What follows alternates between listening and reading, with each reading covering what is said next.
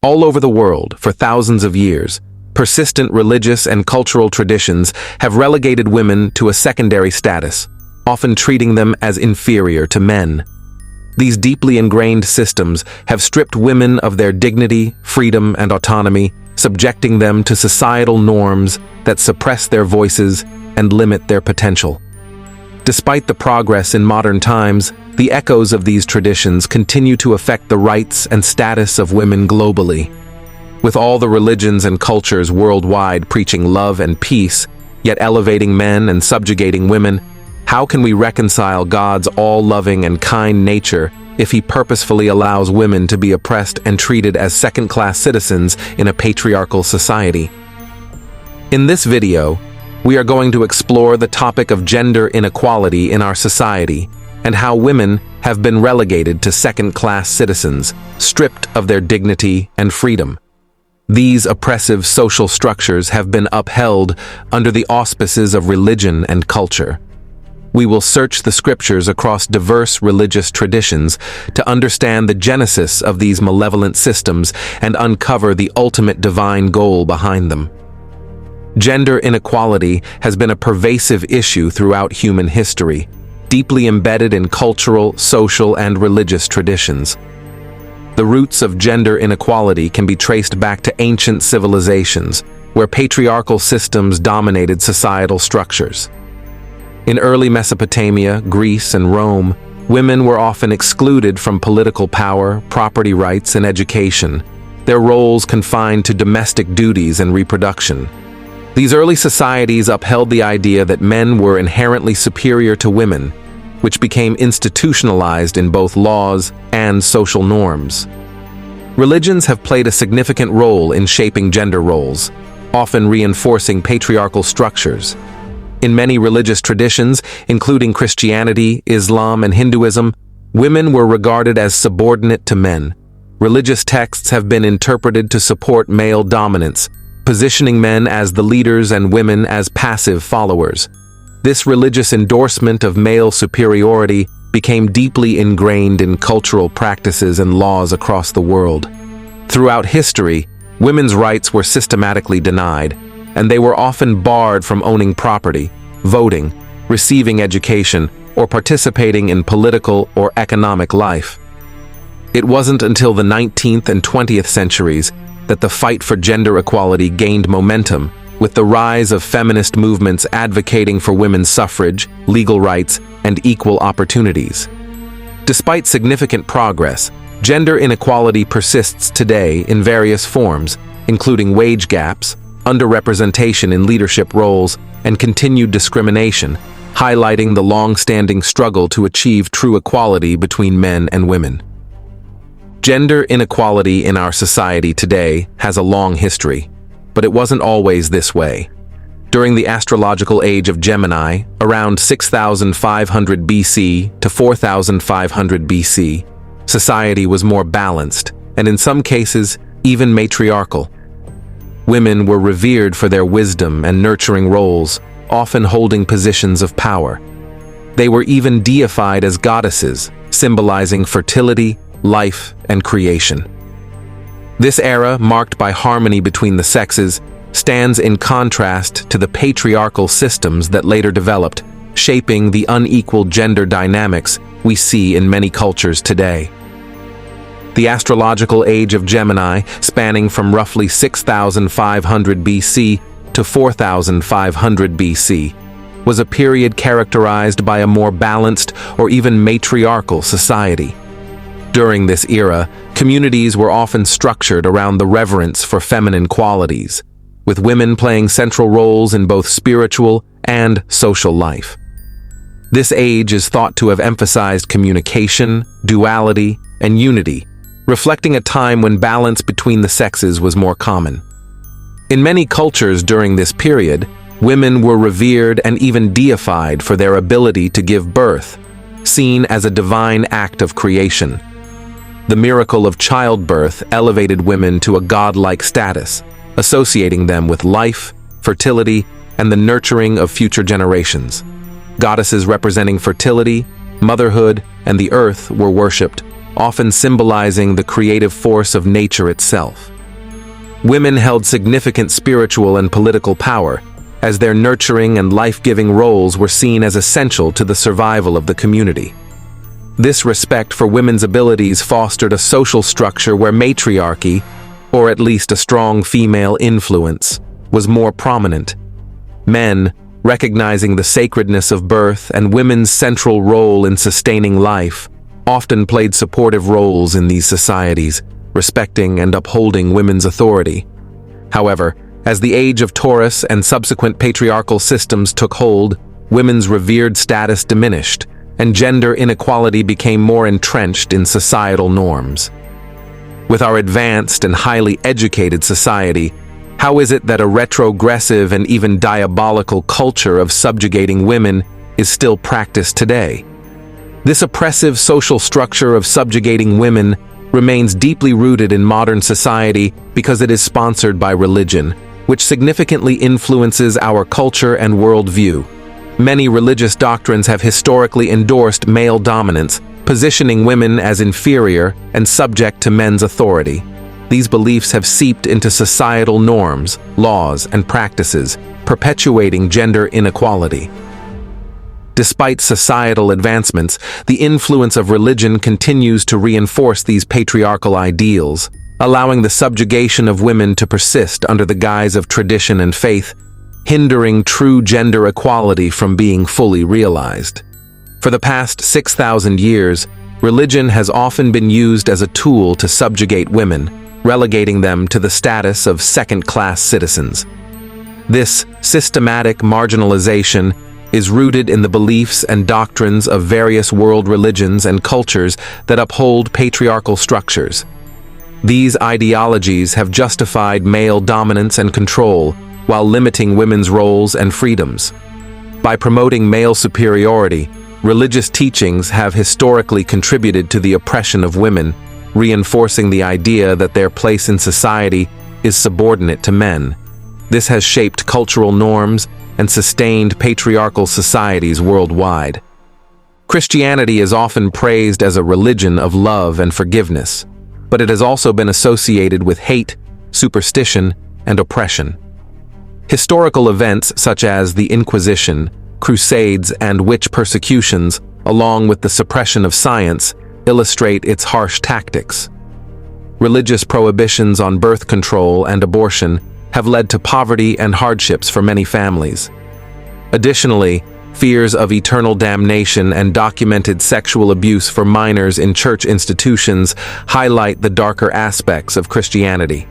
It is also known for promoting asceticism and the renunciation of worldly pleasures. Christianity has linked asceticism to sexual celibacy, often equating the highest virtue with the renunciation of sexuality. This perspective, which continues today, has negatively impacted Western culture. Sexual morality is frequently prioritized over other virtues, leading to a narrow focus on sexual behavior while neglecting broader issues of public morality.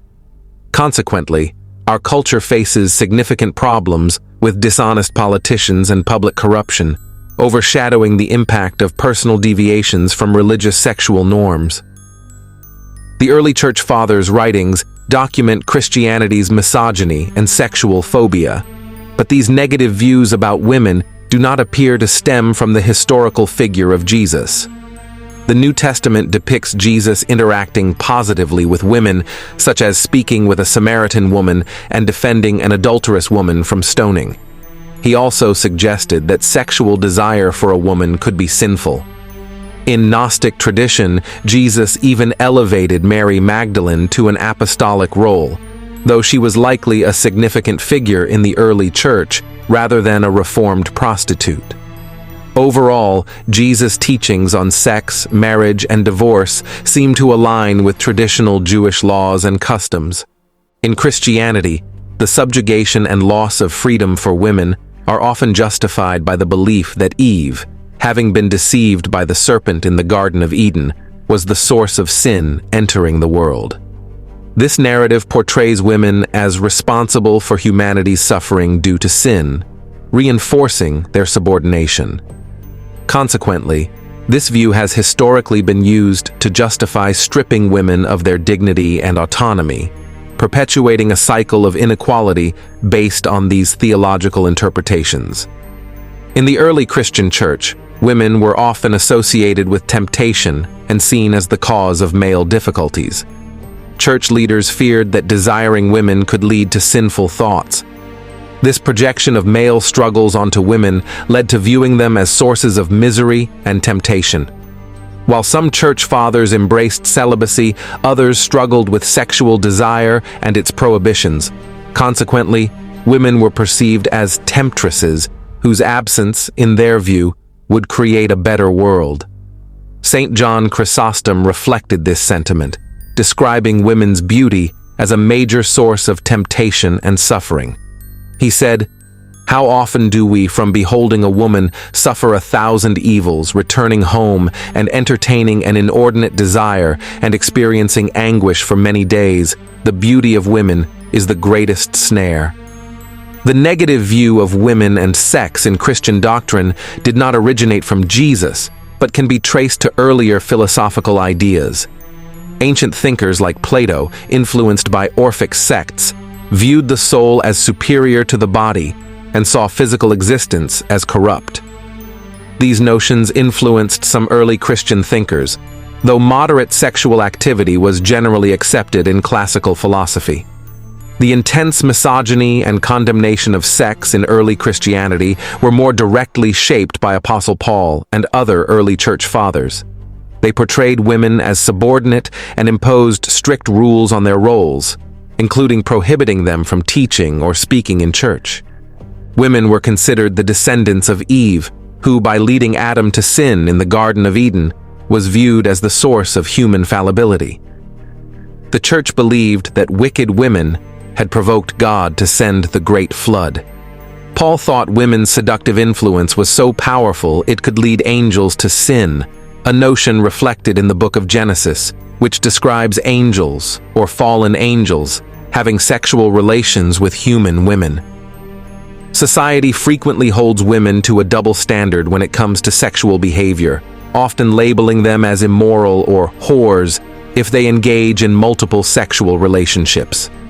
In contrast, men who behave similarly are rarely judged as harshly, sometimes even praised for their promiscuity. This inequality stems from deeply ingrained gender biases, where women's sexuality is scrutinized and controlled, while men are granted more freedom and leniency.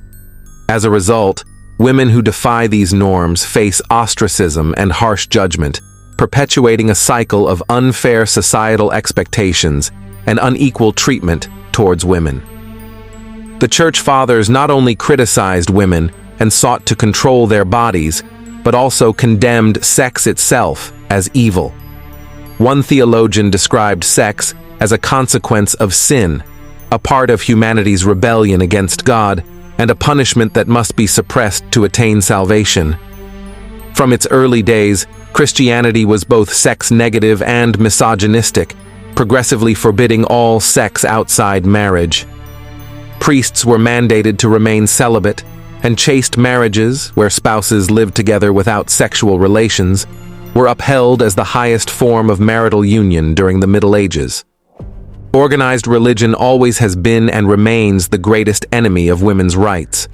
In the Christian-dominated Western world, two Bible verses in particular sum up the position of women, and I quote, "To the woman he said, 'I will make your pains in childbearing very severe. With painful labor you will give birth to children. Your desire will be for your husband, and he will rule over you.'" By this third chapter of Genesis, woman lost her rights, her standing, even her identity, and motherhood became a God-inflicted curse degrading her status in the world. In the New Testament, the Bible decrees, "A woman should learn in quietness and full submission. I do not permit a woman to teach or to assume authority over a man. She must be quiet. For Adam was formed first, then Eve. And Adam was not the one deceived. It was the woman who was deceived and became a sinner." One Bible verse alone, "Thou shalt not suffer a witch to live," in Exodus chapter 22, verse 18, is responsible for the death of tens of thousands if not millions of women. Do women and those who care about them need further evidence of the great harm of Christianity, predicated as it has been on these and similar teachings about women? Church writer Tertullian said, "Each of you women is an Eve. You are the gate of hell, you are the temptress of the forbidden tree, you are the first deserter of the divine law." Martin Luther decreed, "If a woman grows weary and at last dies from childbearing, it matters not. Let her die from bearing, she is there to do it."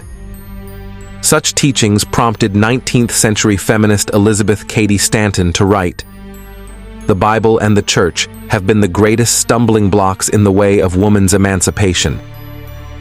The various Christian churches fought tooth and nail against the advancement of women, opposing everything from women's right to speak in public, to the use of anesthesia in childbirth, since the Bible says women must suffer in childbirth. Today, the most organized and formidable opponent of women's social, economic, and sexual rights remains organized religion. Religionists defeated the Equal Rights Amendment. Religious fanatics and bullies are currently engaged in an outright war of terrorism and harassment against women who have abortions and the medical staff which serves them. Those seeking to challenge inequalities and advance the status of women today are fighting a massive coalition of fundamentalist Protestant and Catholic churches and religious groups mobilized to fight women's rights, gay rights, and secular government. For thousands of years, the Bible has been employed as a means of oppressing and subjugating women, effectively relegating them to second-class status and stripping them of their dignity and freedom. Several passages from both the Old and New Testaments have been historically interpreted and used to justify this subjugation, embedding gender inequality into religious and social norms. There are more than 200 Bible verses that specifically belittle and demean women. Here are just a few. Leviticus chapter 15, verses 19 to 23, outlines the impurity associated with menstruation. When a woman has a discharge, and the discharge in her flesh is blood, she shall be in her menstrual impurity for 7 days, and whoever touches her shall be unclean until the evening. This text not only emphasizes the idea of menstrual blood as ritually unclean, but also imposes restrictions on women during their menstruation. The notion of ritual impurity associated with natural biological functions contributes to a perception of women as inherently contaminated, fostering an environment in which they are marginalized and excluded from certain religious and social activities. Deuteronomy chapter 22, verses 28 and 29 reinforces the idea of women as property. It states, "If a man finds a young woman who is a virgin, who is not betrothed, and seizes her and lies with her, and they are found, then the man who lay with her shall give to the father of the young woman 50 shekels of silver, and she shall become his wife, because he has violated her. He may not divorce her all his days." This passage reduces the woman to a commodity whose value is contingent upon her marital status and the financial compensation paid to her father. The woman's autonomy and dignity are disregarded in favor of reinforcing patriarchal control over female sexuality and behavior. Deuteronomy chapter 24, verse 1 further entrenches the notion of women as secondary and dispensable. It allows a man to write a certificate of divorce and dismiss his wife. When a man takes a wife and marries her, if then she finds no favor in his eyes because he has found some indecency in her, he writes her a certificate of divorce and puts it in her hand and sends her out of his house. This provision gives men unilateral power to end marriages based on subjective judgments, leaving women vulnerable and without recourse. The ability of men to discard their wives with relative ease contributes to the societal view of women as expendable and without secure rights. The New Testament also contains passages that have been used to justify female subjugation. Luke chapter 2, verse 22 recounts Mary's ritual purification after childbirth. "And when the time came for their purification according to the law of Moses, they brought him up to Jerusalem to present him to the Lord. This act of purification highlights the ongoing theme of women being required to adhere to religious norms that emphasize their impurity and subordinate status in comparison to men. Pauline epistles, particularly 1 Corinthians chapter 11 verses 3 to 15, reinforce hierarchical gender roles. Paul writes, "But I want you to understand that the head of every man is Christ, the head of a wife is her husband, and the head of Christ is God. Any woman who prays or prophesies with her head uncovered dishonors her head." This passage outlines a hierarchical structure where men are positioned as the heads of women, demanding that women cover their heads as a symbol of their subservience. This hierarchical order reinforces the idea that women are to be submissive and deferential to men. Ephesians chapter 5, verses 22 to 33, further embeds these gender roles within the institution of marriage. Wives, submit to your own husbands, as to the Lord. For the husband is the head of the wife, even as Christ is the head of the church. Husbands, love your wives, as Christ loved the church and gave himself up for her.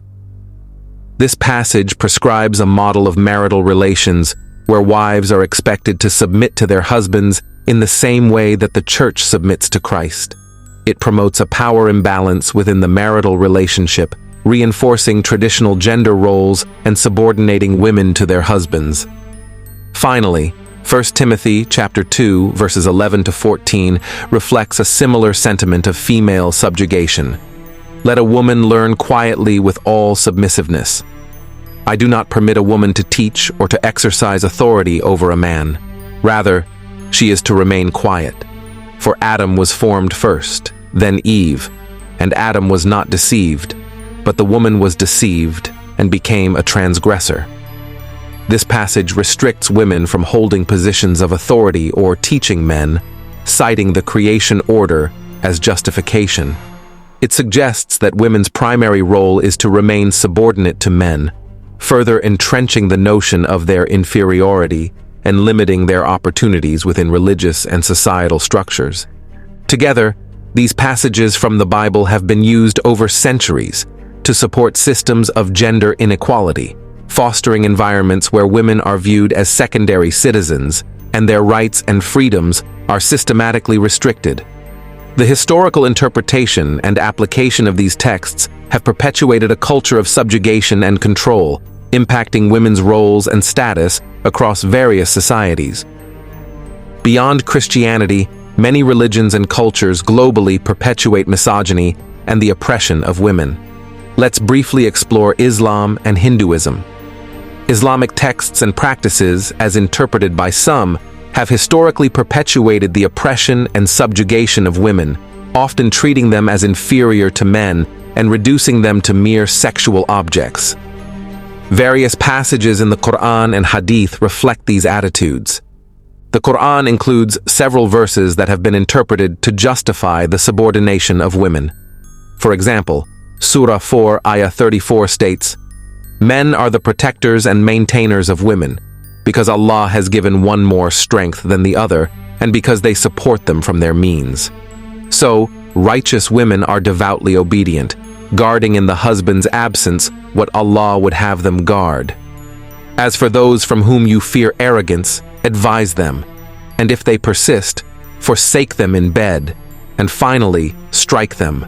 But if they obey you, seek no means against them. Indeed, Allah is ever exalted and grand." This verse has been used to justify male authority and the use of physical discipline in cases of disobedience. Similarly, Hadith literature contains several sayings that reinforce the subordination of women. For instance, in Sahih al-Bukhari, it is reported that the Prophet Muhammad said, "The best among you are those who are best to their women." However, this statement also implies that men are to be the primary authority over women, which can reinforce hierarchical gender norms. Another hadith from Sahih Muslim states, "A woman is married for 4 things: her wealth, her family status, her beauty, and her religion. Seek the one who is religious and prosper." In some Islamic cultural contexts, The birth of a female child is viewed as a disgrace due to deeply ingrained religious beliefs that prioritize male offspring. This cultural perception can lead to tragic practices, such as the killing of female infants, who are deemed less valuable and a potential source of shame for the family's honor. Despite religious teachings condemning infanticide, such beliefs persist in certain communities, resulting in the tragic loss of female lives. The issue of inheritance further highlights gender inequality. Surah 4. Ayah 11 specifies, Allah commands you concerning your children, for the male, what is equal to the share of 2 females. This verse establishes that a daughter's inheritance is half that of a son's, reflecting a gender-biased approach to inheritance rights. These teachings and practices illustrate how interpretations of Islamic texts have been used to justify and perpetuate the subjugation of women, treating them as inferior and reinforcing their secondary status in various aspects of life. Hinduism, like many religious traditions, has been used to justify the oppression and subjugation of women through various scriptures and cultural practices. The treatment of women in Hinduism has historically reflected a gender hierarchy that often places women in a subordinate position. The Manusmriti, an ancient Hindu text, contains numerous passages that reinforce gender inequality. For instance, Manusmriti 5.148 states, "By a girl, by a young woman, or even by an aged one, nothing must be done independently, even in her own house." This passage reflects a view that women should not act independently, emphasizing their dependence on male authority figures. The Manusmriti 9.3 also asserts, "It is not proper for a woman to perform any religious rite without her husband. She is only to be engaged in household duties and child rearing." This highlights the expectation that a woman's primary role is confined to domestic responsibilities, reinforcing her secondary status compared to men. A particularly malevolent practice historically associated with Hinduism is sati, where a widow was expected to self-immolate and burn to death on her husband's funeral pyre. Sati, or sati, was a historical Hindu practice where a widow self-immolated on her husband's funeral pyre, or was coerced into doing so as an act of devotion. The practice was rooted in the belief that a woman's ultimate duty was to her husband, and that self-immolation was a way to preserve family honor and demonstrate her loyalty. Although sati is not prescribed in the scriptures, it became institutionalized through cultural practices in certain regions. The Manusmriti 5.31, while not explicitly commanding sati, contributes to the view of women's worth being tied to their marital status. A wife, a son, and a slave should be regarded as property. This notion reflects a broader societal attitude where women's value was measured by their relationships with men rather than their intrinsic worth. In this context, sati was seen as a way to preserve family honor and demonstrate a wife's devotion. But it tragically reinforced the idea that a woman's existence was valued primarily through her relationship with her husband. The practice, although officially banned in the 19th century, persisted in some areas due to entrenched social norms and has had a lasting impact on perceptions of women's roles and worth. Additionally, Hindu texts such as the Bhagavad Gita and various Puranas also reflect gender biases. For example, the Bhagavad Gita 9.32 includes a verse that suggests women, as well as those of lower castes, are less likely to attain spiritual liberation, implying a lesser spiritual status compared to men. These scriptures and cultural practices illustrate how Hinduism has been historically interpreted and used to support systems of gender inequality, where women were often seen as secondary to men and primarily valued based on their marital status. Despite modern reforms and ongoing efforts to challenge these views, the historical impact of such beliefs continues to influence perceptions of gender and women's roles in society. With such deep-seated beliefs and practices that have long perpetuated the inferiority of women, when will our societies finally break free from these oppressive bonds and truly emancipate women from their subjugation? Patriarchy is deeply entrenched in human society because it is reinforced by both religion and cultural norms. This widespread support makes altering perspectives and dismantling such deeply rooted systems of inequality a challenging task. The intertwining of religious doctrines and cultural practices with patriarchal values means that changing attitudes requires significant and sustained effort across multiple facets of society. The redemption of women is believed to be closely linked to the end of the age of Pisces, a period marked by patriarchal dominance. According to various esoteric and prophetic traditions, the coming of the Antichrist, who is also identified as the Jewish Messiah and the awaited Messiah in major world religions, will signal the conclusion of this age. This transformative event is expected to usher in a new era, bringing profound changes to societal structures, including the long-overdue elevation and liberation of women. When the awaited Messiah and Redeemer of the world in all major world religions arrives, he will usher in the next astrological age of Aquarius. This will mark the end of pain and suffering in the world, bringing humanity into a utopian, messianic age of peace and prosperity. Known as Zion, Paradise Consciousness, or the Garden of Eden restored, this new era will symbolize a heightened level of consciousness, harmony, abundance, and spiritual enlightenment for all of humanity. The reign of the Messiah and Redeemer for 1,000 years is prophesied to usher the world into a golden age, a time of divine intervention where God will finally fix the world and transform it into a perfect state. This era will mark the end of all suffering, as God will eliminate death, sickness, aging, and the daily struggles for survival. The world will become a paradise, as foretold in numerous sacred scriptures. Isaiah chapter 65 verses 17 to 25 paints a vivid picture of this future paradise. For behold, I create new heavens and a new earth, and the former things shall not be remembered or come into mind. This promise of a new creation signifies a complete transformation of the world as we know it. No longer will people toil or experience loss, for God will provide all their needs. They shall not labor in vain or bear children for calamity, for they shall be the offspring of the blessed of the Lord. During this golden age, peace will reign, not just among people, but also within nature itself. Isaiah chapter 65 verse 25 states, "The wolf and the lamb shall graze together, the lion shall eat straw like the ox, and dust shall be the serpent's food. They shall not hurt or destroy in all my holy mountain, says the Lord." This vision of harmony extends to all creation, where even natural predators will live peacefully. Under the Messiah's rule, humanity will experience divine prosperity, eternal health, and a world free of suffering, as God fixes the earth and transforms it into a perfect paradise. This 1,000-year reign will be the ultimate fulfillment of God's promise to renew and fix the world. The age of Aquarius, characterized by freedom, equality, global peace, universal consciousness, and self-awareness, will fully manifest when the Messiah arrives. At this time, both women and men will be redeemed, and humanity will enjoy a life free of pain, suffering, and struggle.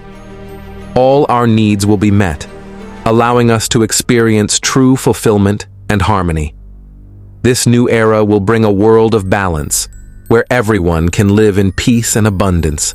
Though God has allowed women to be subjugated and treated as second-class citizens throughout history, His ultimate plan for women and all of humanity is one of redemption and elevation. God's purpose is to end pain and suffering in the world, guiding us into a higher level of existence and consciousness that is far more blissful and luxurious than the earthly struggles we face. This divine transformation will bring about a new era of harmony, abundance, and spiritual awakening, where both men and women can flourish equally in a paradise of peace and fulfillment. God has allowed injustice against women because earth is, in essence, hell in disguise, a realm where pain and suffering dominate. Earth represents the lowest level of existence, or hell consciousness, where God incubates life forms that evolve from the simplest to the most complex. Despite this harsh reality, God's ultimate plan for humanity is magnificent, and that is to elevate us into His image and likeness. As divine beings, we will transcend this hellish existence and enjoy a perfect, eternal life of divinity, free from suffering, in unity with God's eternal glory and peace. If you are still here, why not share in the comments what agitates you most about the societal and religious norms that suppress our women? If you loved this video, please share, like, comment, and subscribe. I appreciate you doing so. As always, wishing you an absolutely beautiful day, and may love always reign in your heart. God bless you.